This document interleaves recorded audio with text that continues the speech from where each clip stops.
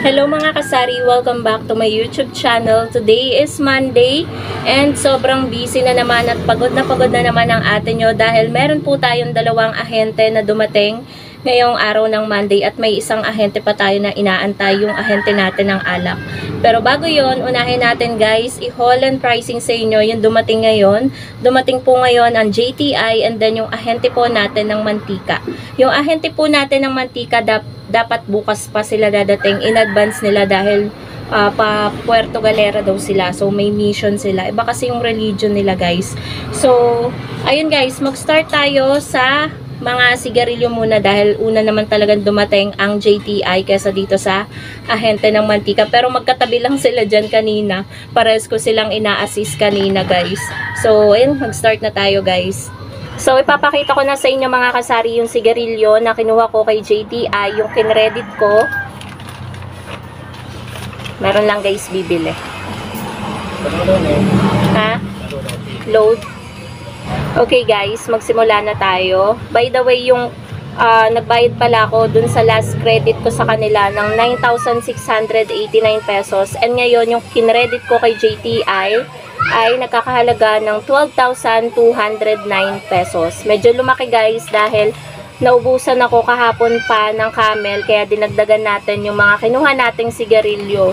tumas lang naman ng very very light. So, kumuha po ako mga kasari ng 6 na camel na pula. Ay, bali ano pala, 5 rim pala.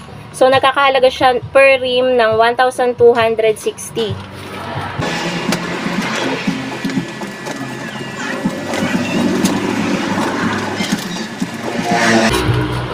So, ito po yun mga kasari. Ayan, 5 rim. So, kada stick, ang bentahan ko po per stick ay 7 pesos, 140 isang kaha, 70 pesos ang kalahati. Medyo maingay lang guys yung paligid kasi may mga naglalarong bata dyan sa labas. Tapos, may nagpapatugtog pa malapit dito sa akin. Yung sobrang lapit na tindahan, kaya medyo maingay. Plus, malapit pa tayo sa highway. Maingay yung mga dumadaan na sasakyan. Tapos, kumuha din ako mga kasari ng 3 kaha ng Winston. Bali, yung ginawa ni Sir Jeff ay 2 tagkalahati, tsaka tag-1 kaha. Ito ay 3 kaha. Bali, yung Winston, guys, hindi siya masyadong mabenta sa akin, pero may naghahanap, kaya kumukuha pa rin ako. Bali, pinagbayaran ko sa Winston ay 326 pesos. Ang bentahan ko na pala guys ng Winston ay 9 pesos per stick, 180 ang isang kaha at 90 pesos ang kalahati. Kapresyo na siya ng Marlboro, pero yung Marlboro ko ginagawa ko siyang 10 pesos per stick. So next is 2 rim ng Camel Menthol. Ayan, 2 rim, 1,260. Ito medyo mahaba siya kasi sa camel na pula. So, 7 pesos per stick din. 70 kalahati, 140 ang isang kaha. Tapos, ayan. Kumuha din ako ng 1 rim ng Mighty Green at 1 rim ng Marvel's Green. Ang puhunan po nito ay 1,450 ang 1 rim. Same price po sila. So, ang bentahan ko po ng Mighty at Marvel's ay 8 pesos per stick, 80 ang kalahati, at 160 naman po ang isang kaha.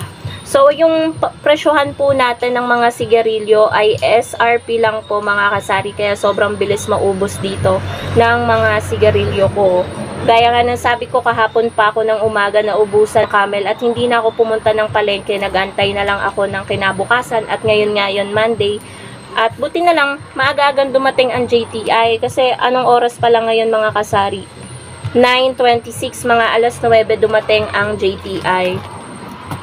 So, yan po yung mga sigarilyo na kinuha ko. Yellow kayo? Yellow meron pa. Ilan? Isa po. Tsaka po isang Chester. May bumili lang mga kasari ng yellow tsaka sigarilyo. So, a total of 12,209 pesos. At magpunta naman tayo guys, dahil magkasabay lang dumating, halos magkasabay dumating ang ahente ko ng JTI tsaka ahente ko ng mantika. Pares ko silang ina-assist. So, kumuha ko ng kape, ng mantika, ng mga gamis at asukal. Papakita ko sa inyo yon. So, grabe guys. Diba na-share ko sa inyo na nag-16 pesos na ako sa mga twin pa ko na kape. Sabi nga nung ahente ko na kinuhanan ko nito. Sa iba nga po, ang bentahan na ng mga kape ay 18 pesos. Tama nga yung sabi niya kasi yung isang tindahan dito, 18 pesos na. So, sabi ko ngayon lang ako nagtaas, 16 pesos pa. So, maliit pa rin ang tubo ko sa 16 kasi ang kuha ko na sa kanya ng mga Nescafe ay 140. Tapos sa kanya, medyo mura pa ang Blanca. Ito, 130. Kasi kay Dali, 13.75 na eh. Halos 14 na ang puhunan ng kaya doon talaga ako napilitan na Dali na yon mga kasari, diba? Mura mga paninda doon. Pero nagtataas na rin. Dapat may bagger na sila. Yun yung ko lang. Dapat may na sila kasi medyo mataas na rin ang mga puhunan, mga paninda kay Dali. So, ayan. Kape. So, eto naman mga kasari, yung 3 kilo na tagwa 1/4 na asukal. Bentahan ko po ng asukal ay 24. Buti ang asukal sa kanila guys, last year pa tong presyo na 75 pesos per kilo. So, 24 yung bentahan ko. Marami ding bumibili sa akin guys ng asukal. Gawa ng mura daw kasi sa iba 28, 27 ang 1/4. Tapos, bumili din ako ng yema, tsaka crinkles. 50 pesos puhunan nito, 60 pieces yung laman. So, dito, tsaka dito, may tag 10 pesos ako na tubo. Tapos, ito guys, yung kinuha ko na gummy and mallows. Ayan, bali, 7 klase. Wala sila masyadong available. So, 50 pesos per tab, 60 pieces ang laman. So, meron tayong tag 10 pesos kada tab. So, dito sa mallows, 40 lang. 50 pieces yung laman. So, ito naman guys, yung mantika. Puhunan nito, 340 ang 1 dozen. So, ang bentahan ko na po ng mantika ay 35 pesos na lang, dating 36. So, kapag may bumili ng kalahati, 17 pesos lang.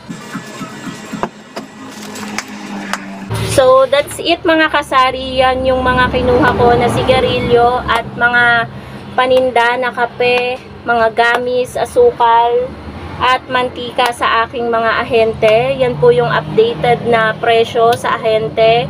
And yung updated na bentahan ko po dito sa aking sari-sari store. So, yun lamang po. Yung mga gamis pala, piso isa pa rin yung bentahan ko.